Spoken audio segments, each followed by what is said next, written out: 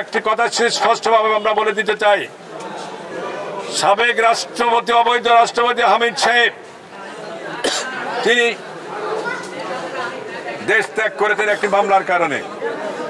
এখন কিশোরগঞ্জের এসপিকে যদি প্রত্যাহার করা হয়, এটার থেকে দায়িত্ব এড়ানো যাবে না। কিশোরগঞ্জে তো কোনো বিমানবন্দর নাই, হেলিকপ্টার নেই, যার মাধ্যমে তিনি দেশের থেকে পালিয়েছেন। উনি দেশের থেকে পালিয়েছেন তো এয়ারপোর্টের মাধ্যমে।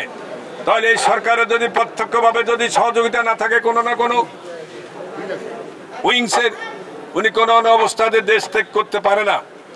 ইতিপূর্বে আমরা শুনেছি অনেক লোক এই সরকারের হেফাজতে ছিল, কিন্তু একটি লোককে আমরা আর খুঁজে পাইনি।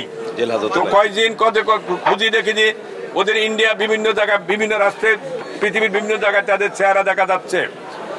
এই যতদিন ক্ষমতা থাকবে ততদিন এই সমস্ত যারা পতিত স্বৈরাচার তাদের দোসরেরা বিভিন্ন জায়গায় এখনো অত্যন্ত শক্তিশালী অবস্থান গ্রহণ করছে, যার কারণে কোনো কাজে আগানো হচ্ছে না। এই সমস্ত স্বৈরাচারের দোসর যতদিন তাদের পদ পদবি নিয়ে তারা কার্যক্রম পরিচালনা করবে, ততদিন এদের যে শান্তি শৃঙ্খলা আইন প্রয়োগকারী সংস্থা তাদের কাজ করতে পারবে না। কারণ শস্যে যদি ভূত থাকে তাহলে ভূত তাড়াবেটাকে। এখন অবস্থা হয়েছে এটা, কারণ যাদেরকে দিয়ে এই সমস্ত কাজ বাস্তবায়ন করা হবে আজকে তারা এই সমস্ত অপকর্মের সাথে জড়িত, এবং বিগত দিনে তারা এই স্বৈরাচারকে বিভিন্নভাবে সাহায্য সহযোগিতা করেছে, এবং বাংলাদেশে অনির্বাচিত সরকারকে দিয়ে দেশ পরিচালনার ক্ষেত্রে এই স্বৈরাচার যেভাবে সুযোগ সুবিধা নিয়েছে এবং এই স্বৈরাচারকে তারা প্রশাসনের বিভিন্ন দায়িত্বে থেকে তারা সাহায্য সহযোগিতা করেছে, তারা কিন্তু একই দোষী। ওয়ালটন আবারও মিলিনিয়ার অফারে ওয়ালটন ফ্রিজ কিনে আপনিও হয়ে যেতে পারেন মিলিয়নিয়ার। মিলিনিয়ার ছড়াছড়ি দেশ জুড়ে, এটা শুধু ওয়ালটনই পারে। এখন আমরা দেখছি যে তারা তাদের জায়গায় ভলতবিয়াটা আছে, আর কিছু কিছু লোক পালিয়েছে। এখন এই সমস্ত জগা খিচুড়ি দিয়ে একটা রাষ্ট্র পরিচালনা করা সম্ভবপর হবে না। আমরা চাই জনপ্রতিনিধি যদি থাকে, সঠিকভাবে জনপ্রতিনিধি নির্বাচিত হয়, তাহলে সে জনপ্রতিনিধির মাধ্যমে এদের পরিচালিত হবে। আমরা সেটার জন্যই আমাদের এই ডক্টর ইউনূস সরকার সাহেবকে আমরা একটা নির্বাচনী রোড ম্যাপ ঘোষণা করার জন্য আমরা তাগিদ দিচ্ছি। নির্বাচন বিএমনি ক্ষমতা আসতে পারে, যদি জনগণ ভোট দেয়, না আসতে পারে, তারপরে একটি স্থিতিশীল সরকার, একটি নির্বাচিত সরকার থাকবে।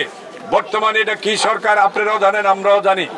এই অবস্থায় একটি রাষ্ট্র দীর্ঘদিন যদি চলে, আবার কোন ষড়যন্ত্র এবং কোন চক্রান্ত হয়, আবার পতিত স্বৈরাচার এবং আন্তর্জাতিক চক্রান্ত সহযোগিতায় বাংলাদেশের গণতান্ত্রিক পদ্ধতিতে আবার নতুন করে কোনো রকমের অশান্তি সংকেত দেখা দেয়, তাহলে এই দেশের জনগণ বিগত দিনে স্বৈরাচারদের যেভাবে পতন করেছে, আগামী দিনও আমরা এই দেশের সকল জনগণকে কাঁধে নিয়ে ঐক্যবদ্ধভাবে দেশনায়ক দেশনেত্রী বেগম খালেদা জিয়া, দেশনায়ক তারেক জিয়ার নেতৃত্বে আমরা ঐক্যবদ্ধভাবে এই সমস্ত অপশক্তির বিরুদ্ধে মোকাবেলা করে বাংলাদেশের জনগণের যে আশা আকাঙ্ক্ষা গণতান্ত্রিক পদ্ধতিতে ভোটের মাধ্যমে সরকার নির্বাচিত হবে, সেই সরকারের অধীনে বাংলাদেশ আগামী দিনে রাষ্ট্র পরিচালনা হবে।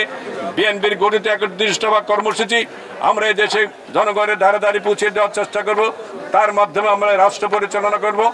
আগামী দিনে বাংলাদেশের সকল কর্মকাণ্ডে কেন্দ্রবিন্দু হবে আমাদের ৩১ দফা। এই ৩১ দফা বাস্তবায়নের মধ্য দিয়ে আমরা স্ব অবস্থান থেকে কাজ করে দেশকে স্বাবলম্বী করব।